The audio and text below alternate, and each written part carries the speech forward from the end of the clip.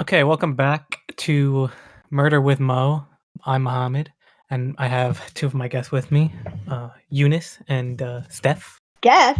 Steph. Oh, guess.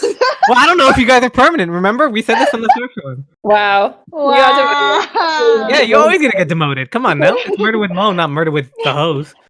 I thought we were co-hosts. Fine. I have two of my co-hosts with me, Eunice Wait, and co-host Steph. with the Mo host. Get it? No. And today we're finally gonna get back to the most important topic that we didn't actually finish, and that is Steph. What did you end up getting Patrick's mom? Yeah. Got her a plant. Ooh. Of all the gift ideas we had, That was plant? not one of them. Yeah, Patrick helped me out.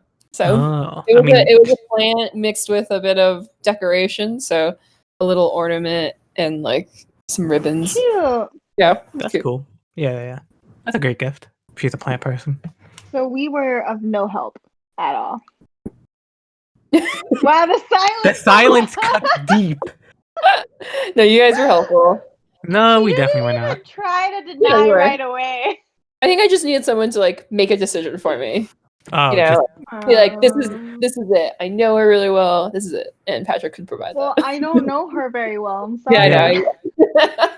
well, that's on you, Eunice. I'm glad you got her a nice gift. A plant is a good gift. You guys get any good gifts? Like, did we receive? Receive or give? The best gift I gave was probably the custom sweatshirt I told you guys about. Oh yeah, that was really good. And then the best gift I received was probably I got a DIY music box. DIY music box. Yeah, you can. It's like the music box just comes in pieces, and it's like a puzzle. You just put it all together. It's really cute. Oh, can you put? Is it like a solid after the end, or is it like very? It's 3D. No, like a but 3D like puzzle. you know puzzles, or Mhm. like if you were to think of Legos, if you drop that, like those, everything is going like kind of just scattering to the wind kind of aspect. Do you know what I mean? Is it a solid? Like, will it stay? Like, if I were to punch it, would it like crumble? Are you having thoughts of punching my music box? No, but you know what I mean. Like, is it a solid? Like, can you put items and then let's say you put it in your luggage bag? I don't know. Can you? Is it like dainty or is it like like a box? It's a mix of both. I definitely can't pack it in anything, but it's something we glued together. Oh, okay, I see. Yeah, so it sticks together, but like it's kind of fragile. Interesting. Yeah. How about you, Momo? Well, nobody got me anything unless it's coming in the mail and I didn't know. You never got it? No, but I mean, no, I never got anything. Did you get my address right? Oh. In fact, you know what? You can even give my address right here on the podcast. I know you're such one of my closest friends. You know exactly where I am, and that you shipped it, right? So you should know my address. You can tell me right now. Tell me the address. Tell everybody that's listening in case they want to send me a gift. Go ahead. Okay, so guys, Momo loves bouquets. So Steph and I got him a bouquet and juice, and we sent it to Staten Island. to Mohammed. Mm-hmm. Give me a second with the rest. I do have your address written down, actually. Oh, please don't say it on air then. You know what I mean? Mohammed, Staten Island. That's your address. Thank you. I mean, it'll get to me. I'm the only Mohammed in Staten Island. I can guarantee it. Are you sure? No, definitely not. But yeah, so did you give gifts or? I gave Natasha a pair of sneakers because my sister wanted these sneakers, and so she was like, "Oh yeah, I want these sneakers too." So we had gotten one for her sister. It's like a sneaker drop thing, so you have to get one quick. And then I was like, "Oh, I know Natasha's not gonna be quick enough to get herself one, even though I know she wanted one." But I knew her shoe size. She told me her shoe size was 10 beforehand, and so I get it, and then it comes here because my address happened to be there, so I had to ship it. So I paid to ship it over there. I also gave because I got a PlayStation 5, so I gave her family my old PlayStation 4 that I was trying to sell, but I just gave it to them. That's not a gift. It's a hand-me-down. I gave him a PlayStation 4 with over 600 games. That's a goddamn gift. If you were to do 600 times $30 per game, you're looking at thousands of goddamn dollars. I didn't think of that, the fact that your games are on there. Yeah, thank you. Yeah, so I got her the shoes. I had to ship it over because it got shipped to me. And then she says, "Oh, it doesn't fit." Oh. There's always that chance though, right, with clothing and shoes. Yeah, I mean, but like you would think that the person who bought these buy shoes, like I know my size is between 10 to 10 and a half. You know what I mean? Probably best going at 10, but at worst at 10 and a half. But I would never tell you to buy me shoes. Well, was she able to return them and get? Well, so she has to either ship them back to me, which would cost money, or when she comes back, I'm just gonna take it and ship it out as a return. I have 60 days, so it should be fine if she comes before mid-February. It was a nice thought. It's a nice gift. It's still gonna happen. I mean, I gave a PlayStation 4. I feel like that's the gift of the goddamn century. You know what I mean? Our entire family loved it. They were playing it. Crazy. Nice. That's a good gift. Steph, what was your favorite gift that you received? Oh yeah. So I got so many gifts from Patrick's. Fucking pile it on, Steph. Yeah, so many gifts. Brag. Maybe not so many expensive gifts, but just like all these like little things, you know? And it just like a bunch of candy, a bunch of like little knickknacks, tchotchkes. Mm-hmm. And one tchotchke that I liked or really liked is, you know, those like sequin pillows that like change. Yeah. Yeah. It was just like really soothing to like touch it all the time. So a stress pillow. Yeah, I guess it could be designated that way. Interesting. I feel like that stuff hypnotizes you. Send someone. Maybe I'll send a package to someone. Oh wow. To one of our viewers. Whoa. It could be you, Eunice. If you listen to the podcast. I do. I listen to it the most, probably, of the three of us. Hey, listen, like I said, $1 billion and you're out. If someone can get us this podcast to $1 billion, Eunice is out of this fucking podcast. And then maybe we'll have a rotating set of people who want to come in. But Eunice, your fucking days are numbered. Dollar by dollar. All right. That's fine. I don't mind. Oh, you will. I can retire with $1 billion. You don't get $1 billion. Just the podcast is worth $1 billion. No, that's not. We're not going to give you $1 billion when the entire podcast is worth $1 billion. That would be insanity. Oh. We're only going to give you maybe 1 million. Maybe. We'll see. Me and Steph have to. I'm happy with that. Oh, okay. Well, you heard it here first. It's all recorded. I'm not a greedy person. We'll see. $1 million would be a lot of money for anyone. Oh, there you go. So if we ever get to $1 million for each of them, and then I get what, $9,800 million? I thought you said this is how much the podcast is worth. Is this how much we're getting paid? Well, I mean, like, you know, it's worth $1 billion because it made like $1 billion. Then it doesn't necessarily mean like we didn't pay fees or anything like that. You know what I mean? Okay. So if we get to a point where we made $1 billion total, or we start making $1 billion regularly? No, we make $1 billion total. Oh, okay. Yeah. So we get to making $1 billion total. So then we'll each have earned like millions by that point. I mean, who said I'm paying you out? You said once we get to 1 million, you know what I mean? That's it, you're done. Wow. You're not getting any more money. Both of you already said it. Wow. Shouldn't we be splitting the money 3 ways equally? I mean, I guess we can. No, yeah, anything. I mean, I don't think this podcast is going to make necessarily money like that, but anything's going to go, I think, directly back into the podcast. Maybe we'll pay our. I'd be surprised if we even made $1. I'd pay our editor, maybe. You know what I mean? Huh? $1? Yeah, I'd pay my editor $1. Oh, thank you. You're welcome. Yeah. This is less than minimum wage, but thank you. But hey, I'll tell you this: we may need to take that $1 and put it into marketing. But Steph, head of marketing, would let us know. You know what I mean? Yeah. Oh yeah, it does cost money. Stickers just for fun. You get like. Ooh, cute. Wait, how are we gonna know they listen to the podcast or not? But What? who listens?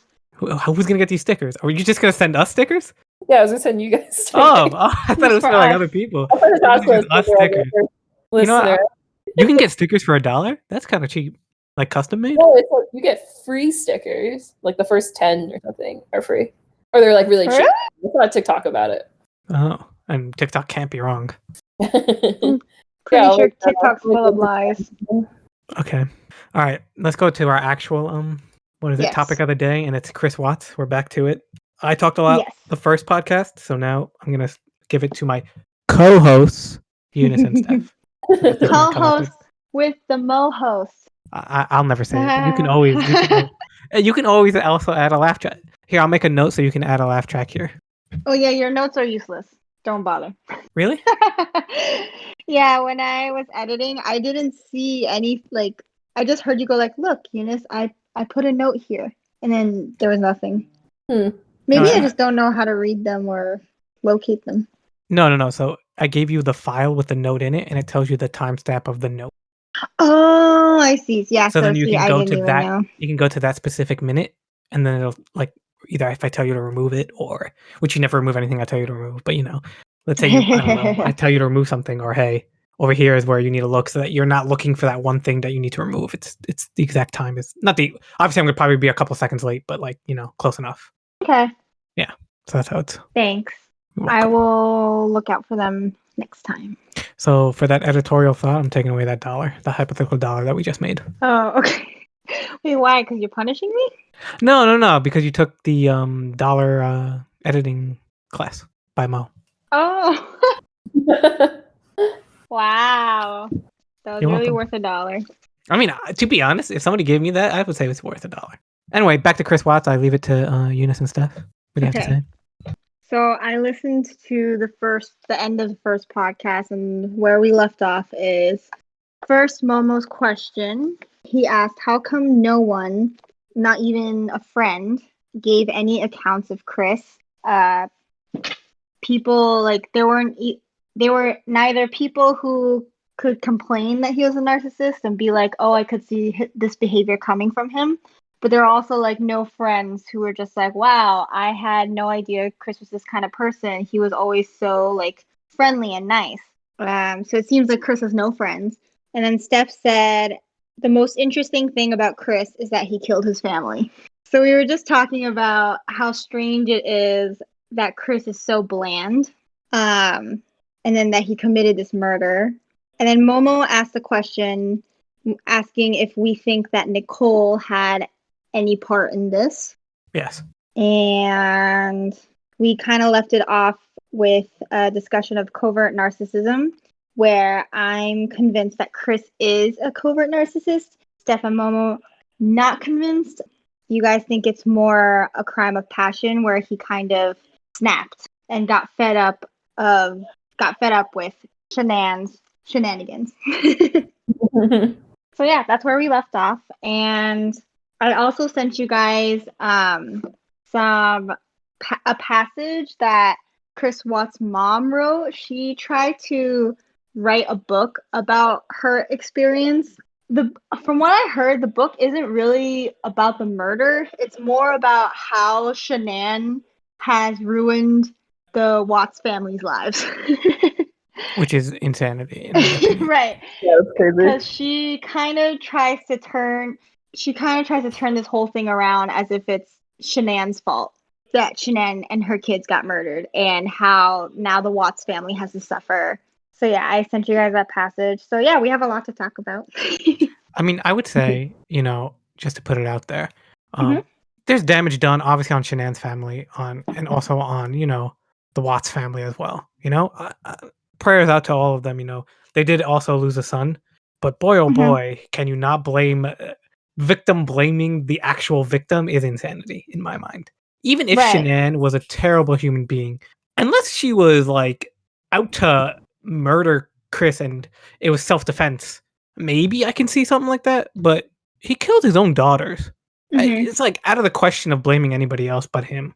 Like nothing can get you to that. No amount of nagging or whatever she's gonna can get you to that. Just cheat, man. It's okay. Cheat, get caught, get a divorce. It's over. It's okay. You didn't have to kill her and the daughters. I think that's just to even mention something like, well, if Shanann never told him that he had to put on pants, she may have been alive today. It's like, I don't know about that. There's no amount of like to drive somebody to this in that kind of a way. Specifically, I'm including specifically his daughter, also Shanann. She's a victim here too, and so like I want to say prayers and to both sides of the family, but his mom needs to stop.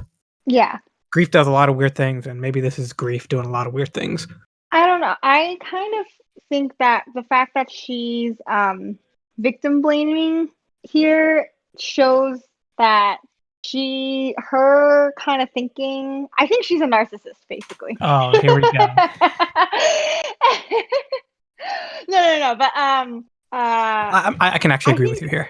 Yeah, so I mean, it's like most narcissists are kind of the way they are because of their parents. Yeah, exactly. I mean, I think if you guys like read the passage, I think it's not as much of a stretch to call her a narcissist compared to Chris, because I think like her narcissism's a lot more blatant, because her whole thing is, yeah, I understand that my son murdered his wife and kids, but like, has anyone thought about how I'm suffering? And I mean, yes, she is.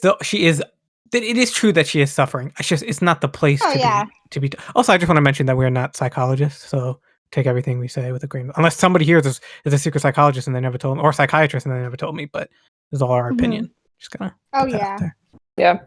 Yeah, everything I say is speculation. Yeah, everything we say is speculation, and I can say Psych 101. I can say with I mean, I also took Psych 101, but oh, you did? Yes. Don't you dare try to one up me, Steph. They're equally qualified. I wouldn't have a murder podcast without taking anything of psychology. And my little sister majors in psychology, so you know what I mean? I'll bring her on here if I need to. Oh, she might be the most qualified to speak on this. You know what I mean? Plus, one of my friends, her sister, is a psychiatrist. Nice. So maybe we'll get her on one time. Who knows? Get us to $1 billion. We'll move Eunice and put that psychiatrist right on here. Wow. But yeah, no, I agree with you, Mo, in that like she has a right to be upset about her situation. Like obviously she is suffering. Anyone who's a parent of a murderer or goes through this kind of like family tragedy, yeah, they have their fair share of suffering. But I think the way she kind of worded it was really off, especially the ending of that passage when she kind of just like goes on about how Chris is a good guy and all his accomplishments in like high school and college, as if that has any relevance to what he did. And then she ends with, and then he met Shanann, as if it's Shanann that made him the murderer. I feel like that's kind of crazy behavior. Yeah, is there more to that article? Or was that the last sentence? The last paragraph, here, I can read it. Okay, she writes, Chris was a really good kid. It's not just me who says so. Everyone who ever met and knew him said so too. He was very gentle and quiet and never caused us a single problem. He was an honor student who loved sports and made a nice life for himself in Mooresville, North Carolina, after high school and then NASCAR Tech. Then he met Shanann. Okay, I just want to put right here, and never caused us a single problem. I mean, yeah, that stood out to me too. I'm going to be honest with you. If you have a child that never caused you a single problem, you got a problem child, I would say. You know what I mean? I was a child, and I caused my parents at least something. Yeah. Either you've got a problem child that's just waiting to happen, or you are I don't know, jaded as all hell about your children growing up to be perfect. There's no child is no, like, I don't have children myself, so I can't also be this way, but I was a child at one point. I could say that no child is, I could say almost with confidence that no child is perfect. Some child has to give you some sort of headache, whether it be they try to run towards flame when they were younger. That's a problem because she just let him burn. He's like, it wasn't a problem to me. So I mean, I get it, right? She's trying to say that she's trying to remove. I'm gonna assume here, right? She's trying to remove the blame of her being like the parent of a murderer, right? Like, oh, it happened. Everything changed once he met Shanann. Like, it can't be us, right? We raised him well. Blah blah blah blah blah. But when he turned 28, that's when everything went down the toilet. A grown man of 28, you're already there. You know what I mean? Like, yeah. I can't say that he was a killer then, but like, to say that it was Shanann, again, she's trying to remove just the blame, because people are gonna be like, well, how was he raised? Like I asked, how come none of his friends or anybody close to him I mean, obviously his mother is here, but nobody, like, usually there's interviews, stuff like that about the friends, like, oh, I had no idea, Chris was so nice to me, yada yada yada. And I think she's just trying to remove because people are going, your child is a murderer, you must have raised a murderer, that she wrote. She was saying that parent, you should be fault for everything your kid does. Somebody was a parent to Hitler, and you know what I mean? Like, I don't necessarily blame the parent. They could have some blame to it, sure, but I'm sure he didn't go to his mom like, hey mom, I'm gonna kill Shanann and my children. You okay with that? And she was like, yeah, okay, yeah, sure, go ahead. Like, I'm not saying that, right? Yeah. Maybe there were signs, maybe there weren't. I wasn't there. I just think she's just trying to cover up her her own tracks, which again, I think goes with your idea of she's a narcissist. Yeah, I mean, I think it shows that her priorities aren't straight. Her priority is to absolve herself and to be like, I'm not a bad parent. It's Shanann's fault. But the fact that she wants to write a book to blame the victim, that's just weird. Like most normal people, normal quote unquote, most people, I guess, would have a sense of empathy where even if they felt like it wasn't their fault and everyone was blaming them, they wouldn't be so concerned or obsessed with trying to shift the blame onto someone who lost the most in this tragedy, which is like the victim who died. Yeah, especially somebody who can't defend themselves. Yeah. You know what I mean? Like, the people who would know what happened between Shanann and Chris is both Shanann and Chris. Right. And, Chris is in jail, and we all know he's a liar. And Shanann is dead. So she can't, it's very easy to pile. It's very easy for the mother to pile and blame it on Shanann because Shanann can't defend herself. You know what I mean? Like, at the end of the day, there is no problem in my mind where she's right in any way. That's just that's all I'm going to leave in that aspect. Yeah. And also what you pointed out before, how she was saying that Chris Watts was never a problem child and how that was probably a lie. Yeah, I feel like her writing in general throughout this whole passage, not just that last paragraph, is really dishonest and glosses over the truth. But yeah, it's true that what you said, that the only people who know what really happened is Shanann and Chris. But then she writes earlier in the passage, there are always three sides to a story: hers, his, and the truth. So it's as if she thinks that she's writing this book to tell you the truth. Well, I think it's the truth of her side. Right. And if she's a narcissist, like you said, yeah. That's what I'm saying. Yeah, no, she's a 100% narcissist. She's coming up as if it's the truth. If she knew the truth so well, how come she didn't come out to the cops and be like, yeah, he murdered her. I saw it. I know. I'm the truth. You know what I mean? Could have saved them some heartache. And it's crazy because in the jail, who goes into the jail to convince him to tell the truth? It's not the mom. It's the father. The dad. Ronnie. So also another crazy factoid. What is it? What's the evidence against Ronnie? What do you mean? What's the evidence against Ronnie? I guess people thought he was a psychopath, and that's why Chris Watts is the way he is. I heard more that it's people think the mom's a narcissist, and that's what made Chris a psycho / sociopath / covert narcissist. You gotta put that narcissist in there, don't you, Eunice? But yeah, the theory that I've heard is that it's not that the dad has any personality disorders or anything. It's more that the mom is like the matriarch of the household. She kind of controls everybody, and because of her narcissism, she was, I don't know if abusive is the right word, but you could say mental abuse. Yeah, she was a narcissistic parent, so she kind of raised her kids in a particular way. Again, yeah. I feel like there's a hint of it in that last passage that we read where she was saying he was never caused us a single problem. I feel like that also shows, like, again, she doesn't have a priority straight. The way she describes him, it's not really, I don't know, it's like, it's not a real description of a child. It's just like a fake idealistic description of a child. I don't think you would describe someone you actually love this way. I feel like she's just kind of describing him as a trophy kid, if that makes sense. Yeah, there's no super caring, affable, no words to describe his personality. I mean, at least from what I'm reading here. It's perfect child, honor student, went to college. That's a resume. She's given us his resume. Yeah, gentle, quiet, to show that he's submissive. In my resume, I'm perfect. You know what I mean? And that's what she's given here, in my opinion, a resume. Again, like I also said, like, if I were to go to jail, or if I'm not to go to jail, but if I was in an interview with the cops, would I call my dad? I don't know if, like, I'm just a mama's boy, right? But I feel like I would call my mom. You know what I mean? I think, can we take anything for the fact that he didn't call his mom, but he called his dad instead? Maybe. Do you know what I mean? There could be something there. I think there's, if I had to choose, I think there's something there. Like, he called his dad, and his dad is the one who told him to tell the truth. Because I feel like his mom, this is me speculating, of course. His mom might have been like, "Get out of here! I know you're perfect. You didn't do anything wrong." Yeah, I think he was scared of his mom finding out what he really did. Yeah. So specifically the way that she's describing him here, like a perfect child, this would smear his perfection, essentially, to his mom. Yeah, right. And again, to Ronnie's credit, if I don't know if my son was there and they're saying he murdered, but you deny. Get yourself a lawyer, you know what I mean? Come on now. At the very least, get yourself a lawyer.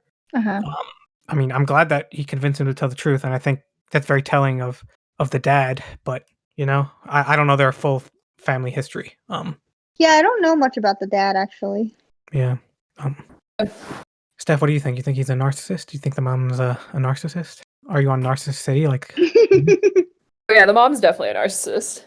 Yeah, I mean, to like paint the picture of like the perfect family, perfect son.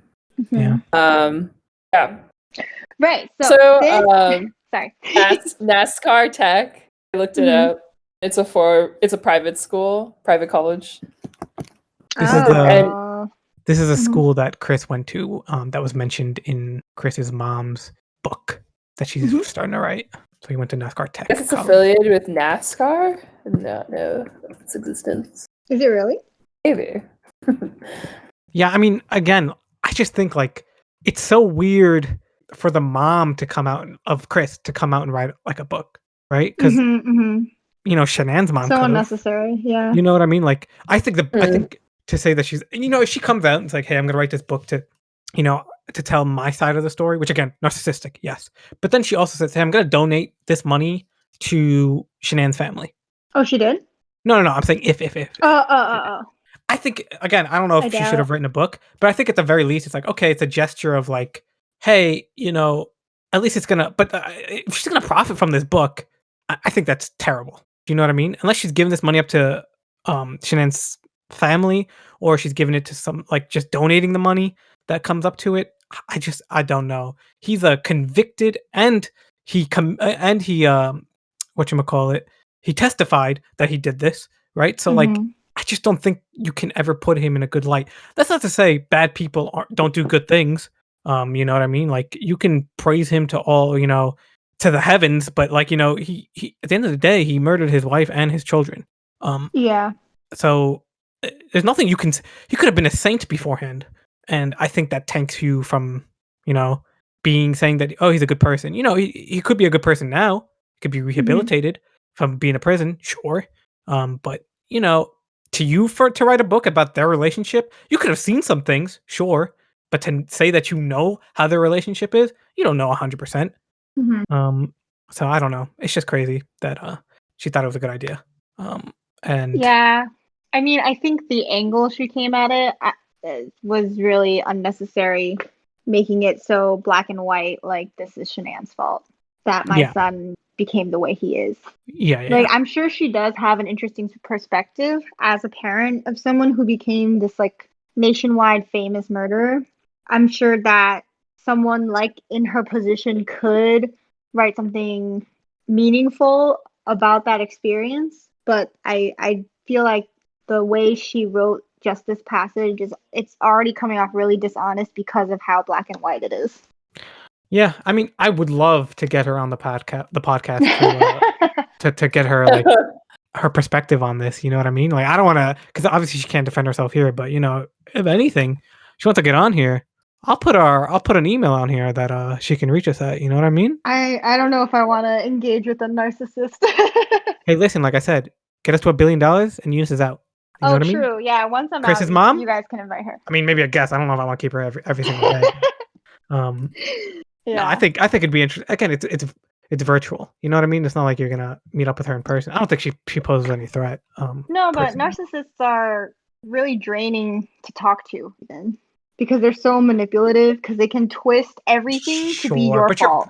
You're broad. She still has a right to explain why she wrote. We brought her up, so I think she has a right to explain why she's writing the book.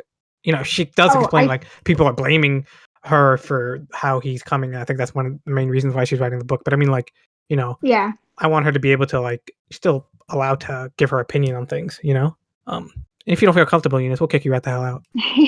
Don't you worry. Oh, I don't think she's working on the book anymore because of the uproar. Oh, what a that this passage and there are other leaked passages out there. Interesting. So people That heavily criticized it. That book would sell. I'll tell you this right now. I'm thinking of buying it and then reading part 3. I mean, maybe publishers were just like, this is terrible. Again, if it was like, hey, we're gonna donate, 30% of the profits go to, victims of murderers. Okay, you got some sort of an angle there to like, you can still make a lot of money, but you've got some sort of an angle to like, okay, where we're a lot of it is like to get her story out, which this is America, you can get your story out. I think she has every right to, but I just don't think she's doing it in a very tactful way, and the way that she's writing makes it seem like it's Shanann's fault that he murdered her and the children, which is again, unless it's self-defense, unless all 3 of them are trying to kill Chris. I don't know. Yeah, even then, I'm just curious to see what evidence she would use to like support Oh my gosh. statement, like what stories she would like use. Oh, I got you. There was one time Shanann yelled at Chris. That's right, Steph. The scandal. Oh my gosh.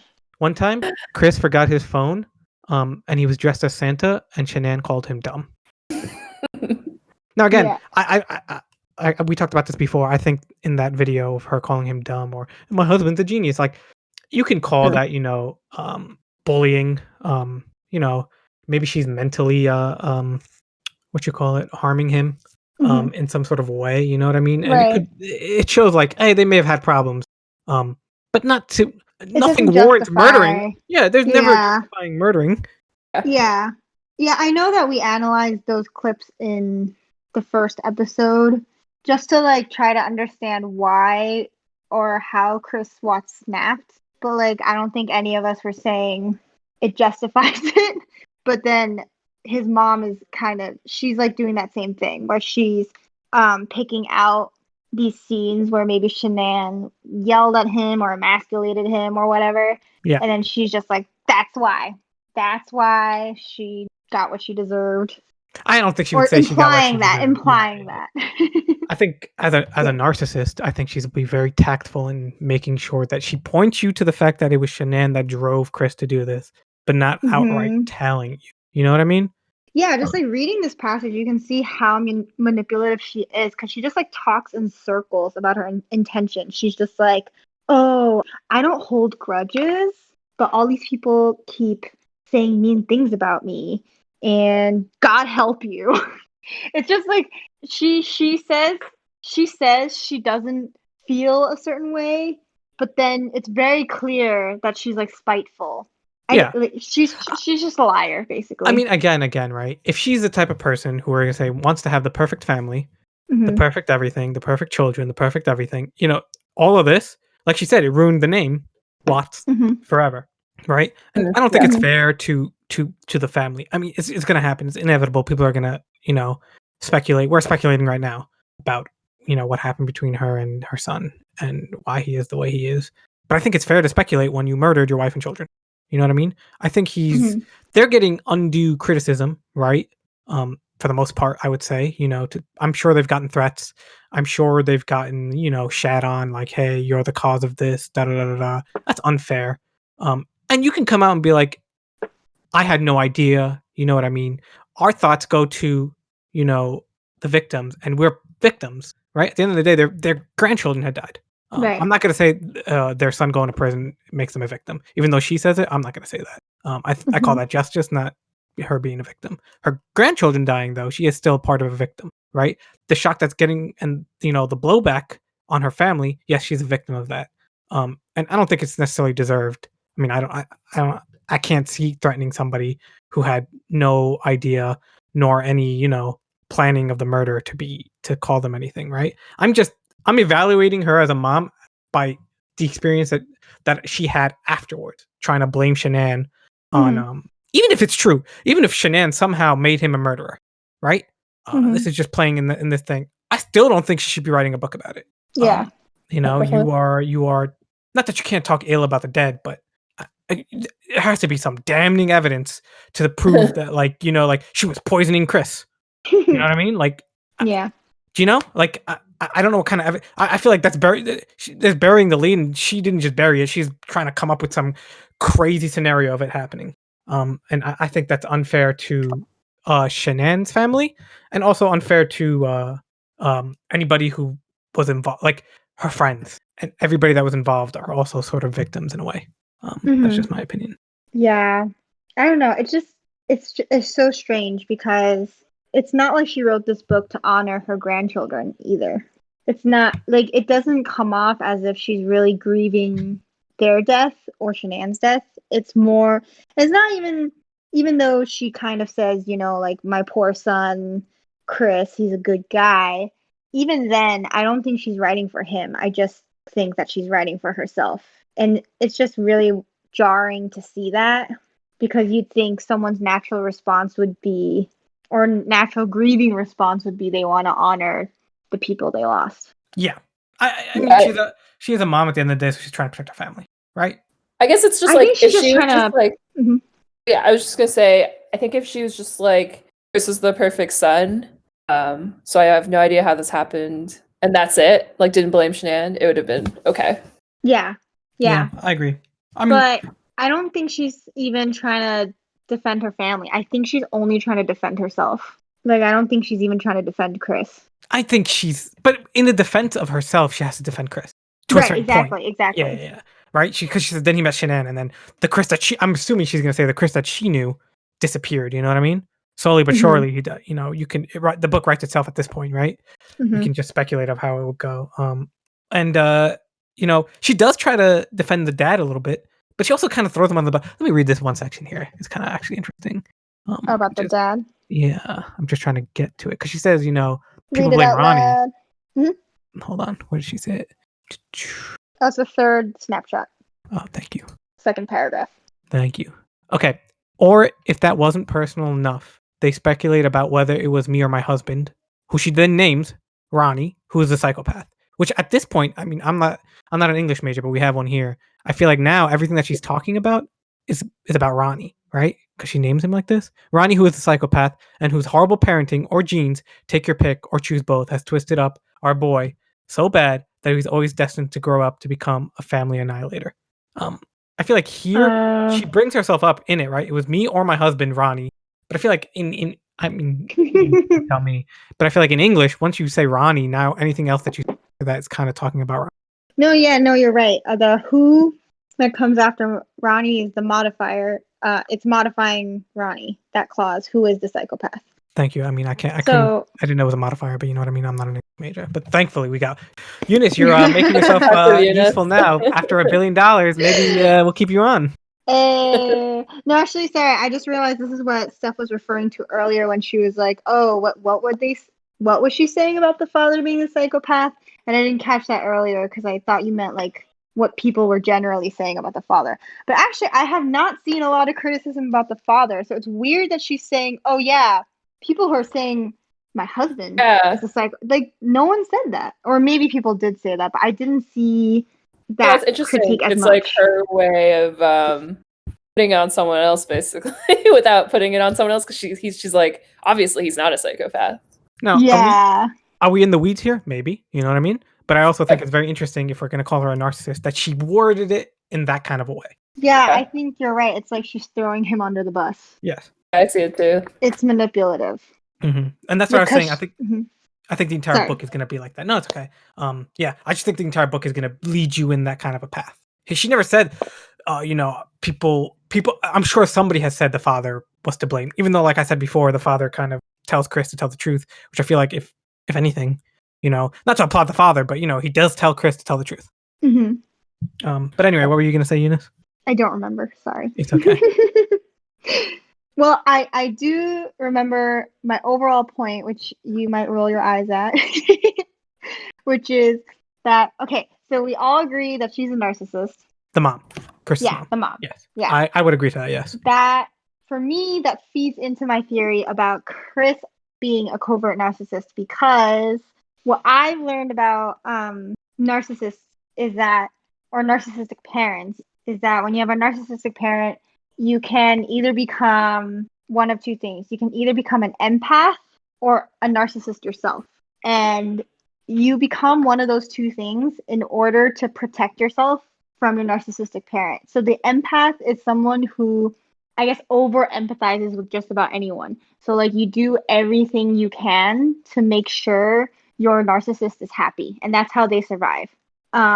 Whereas if you choose to become a narcissist in response, it's kind of like you close yourself off and you kind of turn inward and only care about yourself and hate and don't care about anyone else. And that's how you protect yourself from the narcissistic abuse. What was the first one called again? An empath. An empath. Okay, I see. Yeah. So they're overly empathetic. So they're really easy to manipulate for narcissists because a narcissist, narcissists love to guilt trip. They love to like turn the blame around on you. So an empath is easily fooled, and you can easily trick an empath to think like they're the one that actually hurt the narcissist. I see. Whereas a narcissist or someone who becomes a narcissist to defend themselves against the parent narcissist, they learn how to put on a facade for everyone else. But internally, like they hate everyone and they don't like anyone.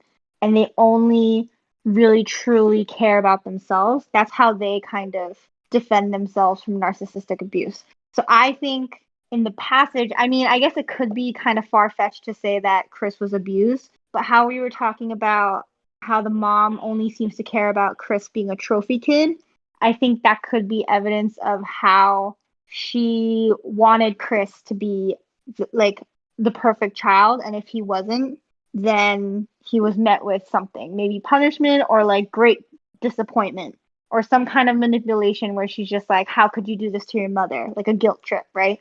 Yeah, I mean, I'll agree that there's probably some of that going on just from reading the little that she has written here.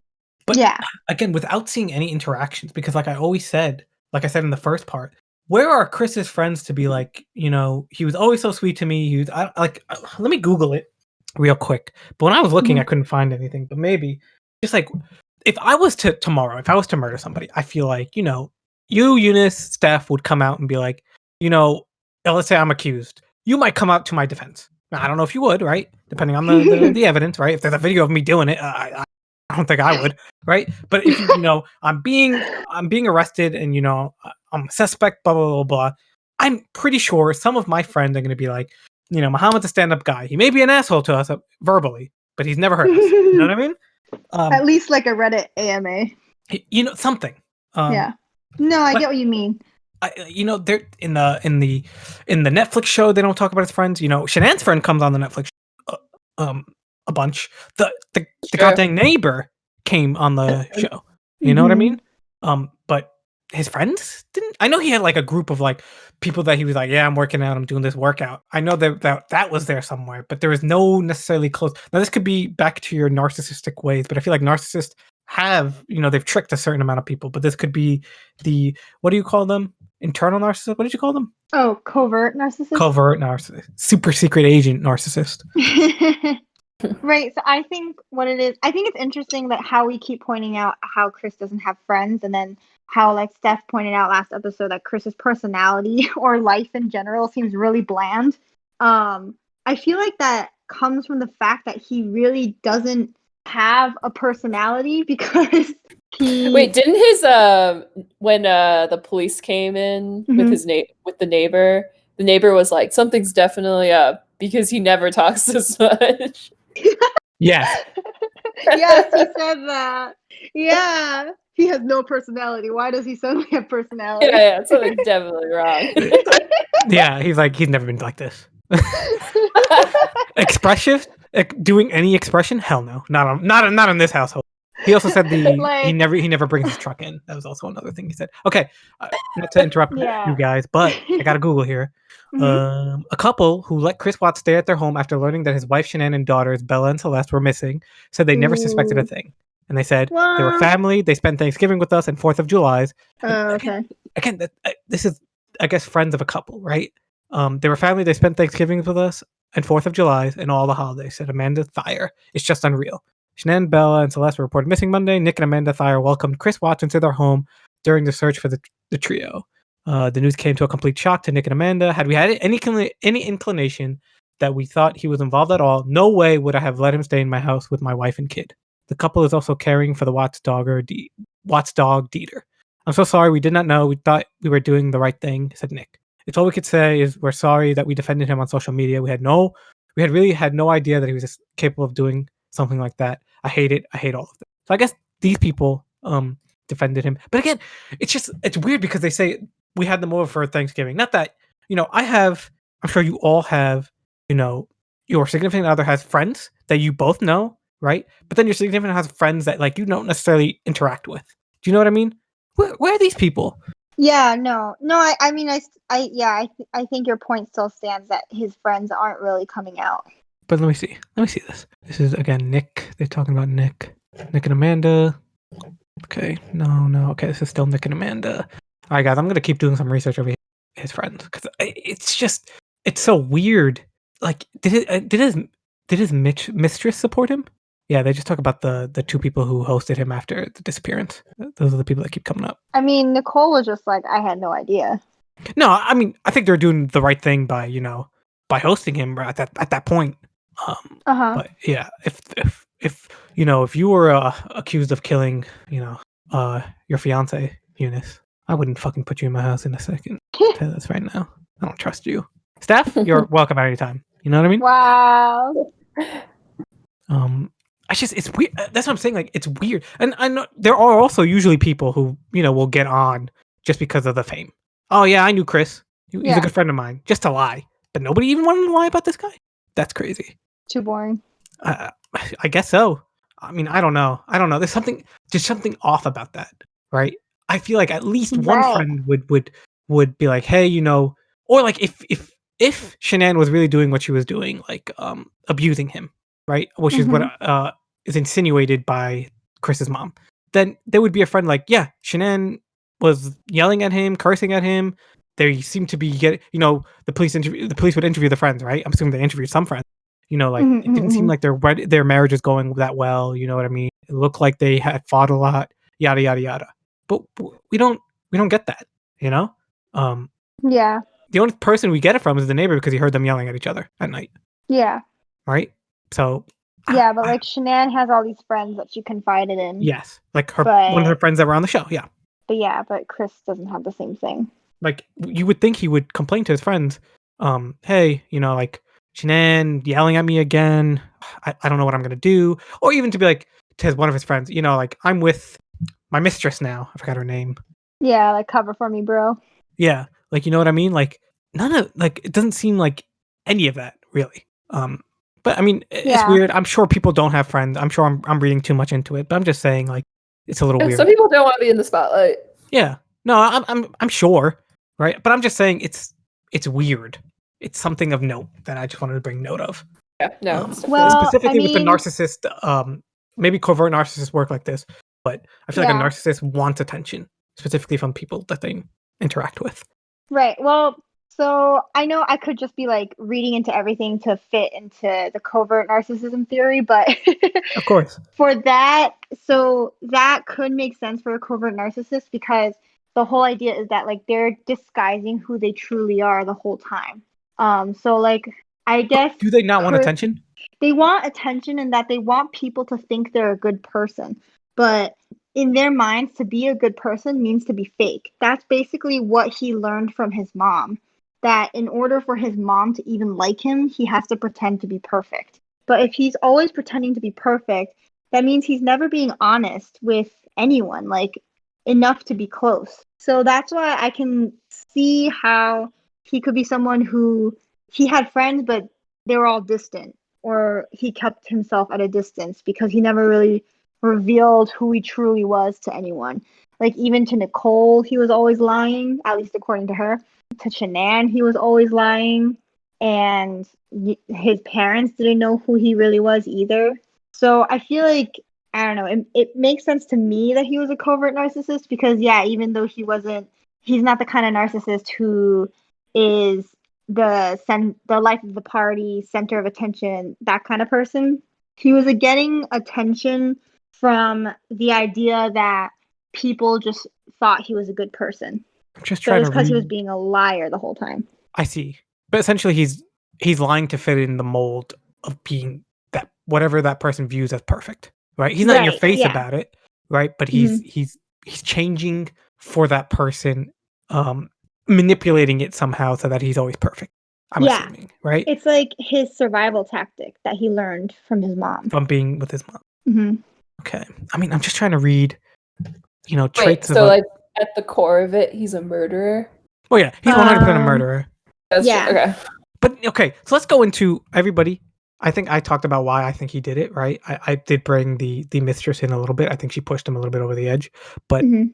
Eunice, Steph, I want you to, each of you at a certain time to just give your reasoning why you think he did it. Not to the exact letter, but like why kill the wife and then why kill the children, and then the Okay. after effects of like how he Wait, called. Remember? Sorry to interrupt. Can you give your summary again? Because I think Steph and I did give parts of what we were thinking in the first episode. We just didn't like give a summary. Sure. But could you go first? Yeah. I'll give it real quick. So I thought basically that, Shanann and him, like Shanann, had that first marriage that didn't work out well, and I think she portrayed her relationship. I think not that she's a narcissist in a sense. I know we keep using the word narcissist. I've been Eunice. But like she was in an MLM, multi-level marketing kind of job where the way you portray the vision of yourself and the company, for example, is more important than the actual product, right? So she tried to portray her family and her relationship with Chris as perfect. I wouldn't say to the point of narcissism. I think this is just what this age is, you know what I mean? The Instagram, the Facebook, you try to put in the best things. But, she'll be like that video of Chris in that Santa suit coming in, and then she going like, "Where's the phone so I could take pictures?" And also I did test it. You can take pictures while you're doing videos. I don't know at that time if you could, but you I don't sure as think hell you could can at now. that time. Yeah, maybe not that time. Maybe not at Because I that time. remember it was like a new feature. Okay. Yeah. So, I need to take pictures while I'm also taking video, which to me is just like, all right, the end of the video, take a picture and go back to the video. I didn't think it was that big of a deal. But Yeah. right, essentially like, and then she calls her like basically like, oh, my husband, the genius, you know what I mean? It showed a little bit of like the cracks within the perfectionism, right? Most people when they put something on social media, they post like the perfect part. Like I had friends who would post something when they're at a party and they'll tell me verbally like, oh, this party is kind of lame. I'm not having that much fun. And they'll take a picture, and then the next day the caption will be like, I had such a blast in the blah blah blah. And it's just like, no, I was there. You definitely didn't have a blast. So I think it's a lot of like that, right? And so I think Chris was like sort of from his mom, just kind of takes it. But then I think because he was a little bit on the thicker side, not necessarily working out, not very fit. But then I think he was getting more attention from what was her name? Nicole. Nicole. Was it Nicole? Yeah, Nicole Kessinger. Kessinger. Right? Yes, Kessinger. So then I think he was getting more and more attention from people, and he was getting the positive, right? Because I feel like his wife, Shanann, kind of nagged on him a bit, right? Like, oh, there were parts where she felt like she wasn't getting love from him, stuff like that. And so I think he felt, also being in a new relationship, he has all those new feelings. And so I think he felt like, oh, this is so much better. I wish I could have, this kind of a relationship.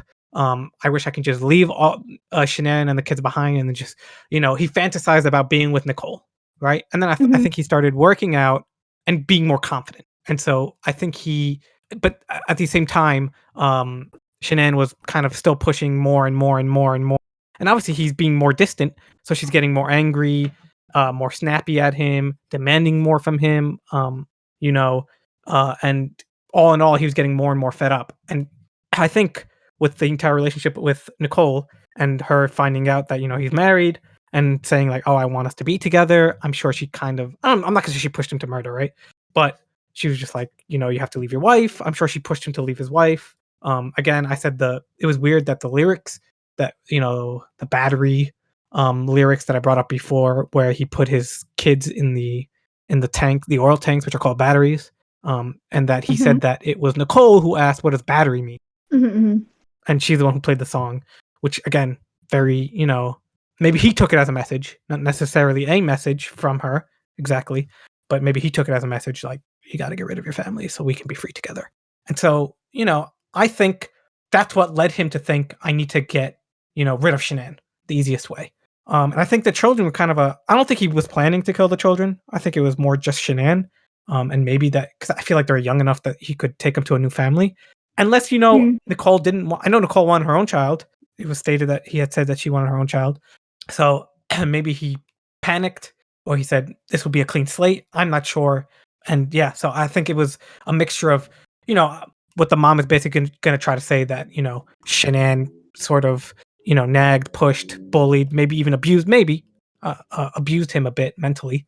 There was some of that in that video. You could maybe call it abuse. And that kind of pushed him into thinking, oh, the only way for it to become, better, so I can finally put my stand up to Shanann, is to kill her in some sort of, in his mind, some way. I don't want to call him a psychopath because I'm not a psychologist, but in his, maybe a psychopathic tendency of like, oh, the perfect way to do it is just to kill her, have a clean slate. And so that's my theory of what happened. Okay. Eunice, you want to go next? Okay, sure. I guarantee narcissism is going to come up. It's going to come up a bunch of times. Okay. I don't know how to start. I guess I believe that Chris was always a covert narcissist. I think he grew up that way because his mom was a narcissist, a blatant one. And in order to appease her, he had to kind of build up this fake personality that was perfect, that was quote unquote quiet and gentle, just like his mom wanted him to be. And I think he got narcissistic supply or like ego boosts whenever people complimented him for his submissiveness. So I think he picked out, I think he met Shanann online, right? Like he messaged her. They weren't even Facebook friends or anything. I think he picked her out because I think he could see that she has this quote unquote bossy personality, or I guess alpha personality, a very leader-like personality. She's very active on social media and everything. And I think that he picked her out because I think he knew by being in a relationship with her, he could play the submissive part, and that she was going to compliment him for it, and that other people would also see him as this perfect boyfriend / perfect husband who always does anything for his spouse. So I think for a while he was happy with that. He was happy with like all the praise he got being with Shanann, doing whatever for Shanann. I think maybe at some point he got tired of it, or like what Momo was saying, like as their relationship progressed, the honeymoon stage was over and Shanann starts to criticize him and she gets snappier at him. I think when she starts criticizing him, Chris couldn't handle it because he doesn't like criticism. He just wants to be praised. He's a narcissist. And that's why he moved on to a new target, which was Nicole. And the reason why I'm convinced he's a narcissist is because of how much he lacks empathy and of how much he obviously did not actually care about Shanann or his own children because of the way he easily discarded them in order to like make a new life with Nicole. I think that's very narcissistic of him because I think his whole idea was just, oh, I found a new person to give me narcissistic supply now. I found a new person to give me my ego boost. I don't need you guys anymore. I think his plan was to kill Shanann and the kids. Because just the fact that he was willing to kill his pregnant wife is crazy. And the way he killed his kids was very unloving. And I think he thought he could get away with it and start a new life with Nicole, but then he got caught. So yeah, that's my theory. I completely forgot that she was pregnant. Again. Yeah. Oh shit! Yeah, I totally forgot that too. Yeah, I completely forgot that she was pregnant. And maybe that's what caused him to snap. But they did have that video of him being happy, and I think I mentioned something like he said to her, "When you believe in something, it will happen." Yeah, when he said, I think you said that he said, "I guess when you want it, it happens." Yeah, to her specifically, which I thought was kind of weird. Yeah, I think I guess I kind of agree he like snapped in that he was getting angry with Shanann, but I think he was getting angry with her because she started to criticize him and he didn't like that. Not that not that Shanann was bullying or verbally abusing him. Maybe she was. I don't think that's what it was. I think it's all Chris and his interpretation of the world that led him to do what he did. Interesting. Steph, do you have anything? Yeah, I just had a thought. Mm-hmm. Yeah, so I think he did ultimately snap. He decided to kill Shanann and his kids, mainly because I do think he has narcissistic tendencies, and this action like totally shatters like any sort of reputation that he was trying to build.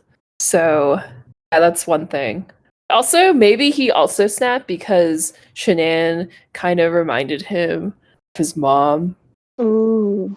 Yeah, so maybe that's what, like, his hatred towards his mom, he was like transferring that to Shanann, because Shanann, I would also say, has some sort of narcissistic tendencies. Oh man, you're joining Eunice here with everybody. I'm joining the narcissist train. I've converted her.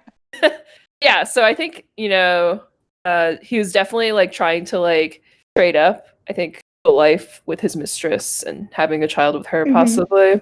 But yeah, I just feel like the murder is just like there's something else like on top of the narcissism, like psychopathy or whatever. Or he wants to kill his mom. Something on top of it. Oh man, Steph Freud is right here. Yeah, I agree with that. Yeah, I mean, this is all speculation, right? At the end of the day, I don't think we'll ever know. Go ahead, sorry.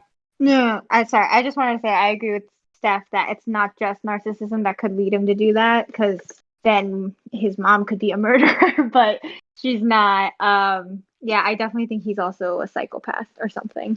And there are also people who are narcissists and don't kill. You know what I mean? There are also psychopaths who are diagnosed with psychopathy and don't kill. I just want to mention that not just because you're a psychopath doesn't mean you necessarily will kill. And just because you're a narcissist doesn't mean you'll kill out or even be that manipulative. True.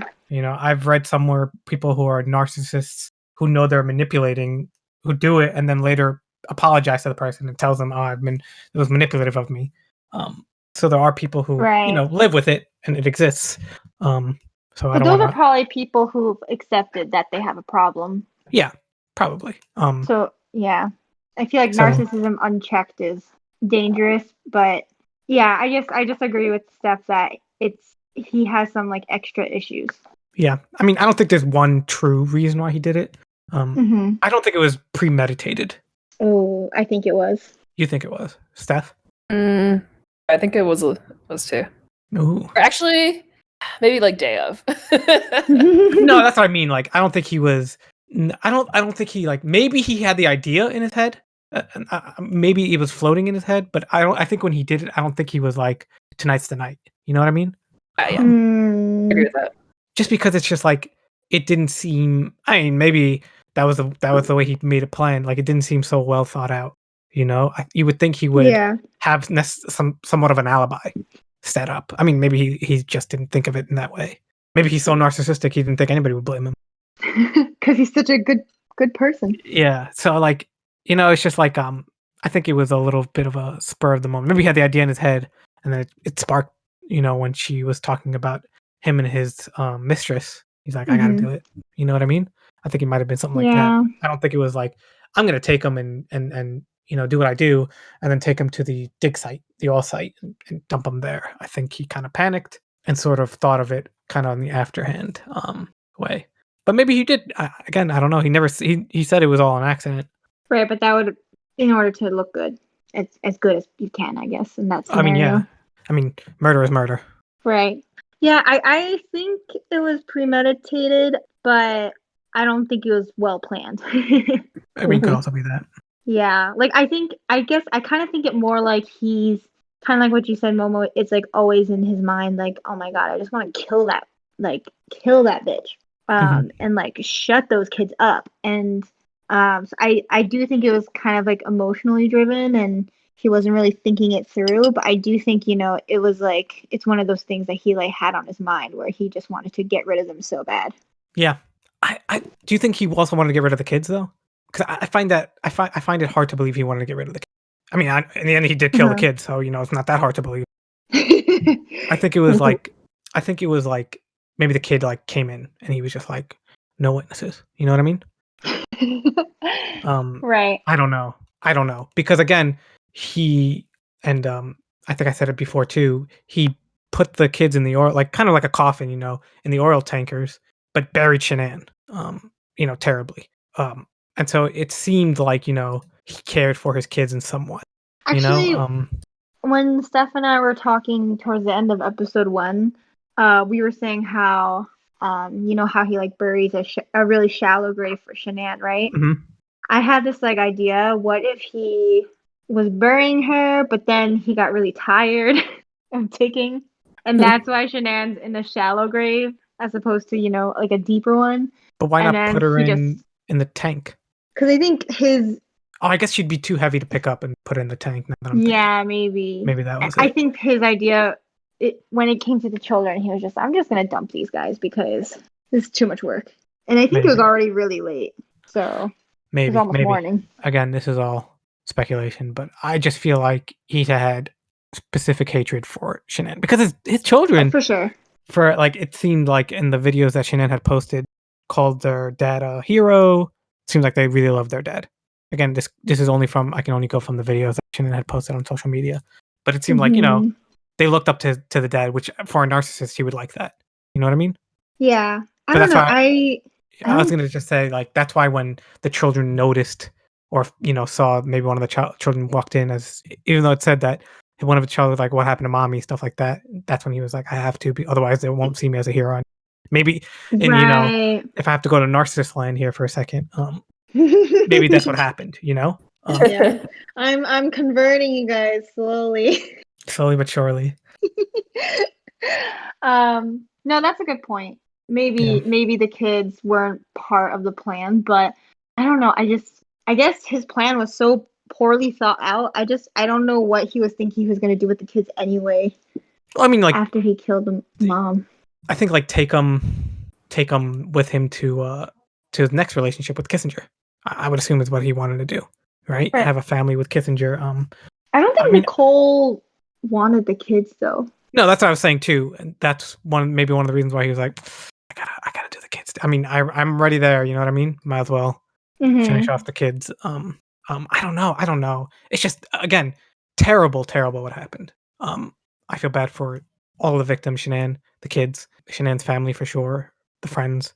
Even to this point, Chris's parents and family, they're still victims. They lost their nieces and they lost their grandchildren and sister-in-law and daughter-in-law. So even though, Chris's mom is writing all this stuff, I still think she is somewhat of a victim. So I feel bad for all of them. And I don't know. It's very, it's very difficult to put your mindset in a murder, and we're all just speculating, but these are just what I think and what Eunice thinks and what Steph thinks. Yeah. Well, I feel sorry for everyone in this situation except for Chris and his mom. Because I mean, maybe this is kind of insensitive or mean of me, but I just feel like their mentalities or like what they've shown is so disgusting. Like just like how Chris's mom wanted to publish a book to absolve herself. Even Chris, when he was getting interrogated after he committed those murders, he was just concerned that the officers saw him as a good person. So even when it came to like finally admitting that he killed his daughters, he's just like, well, when you're a father, you really love your kids, and like I'm a good father, and blah blah blah. Like, and at the end, he didn't really feel sorry that he killed his children. He just wanted to make sure everyone didn't think he was a monster. Yeah, I mean, I agree with you. I can't say anything else, but yeah, I agree with you on that fact that it wasn't his concern.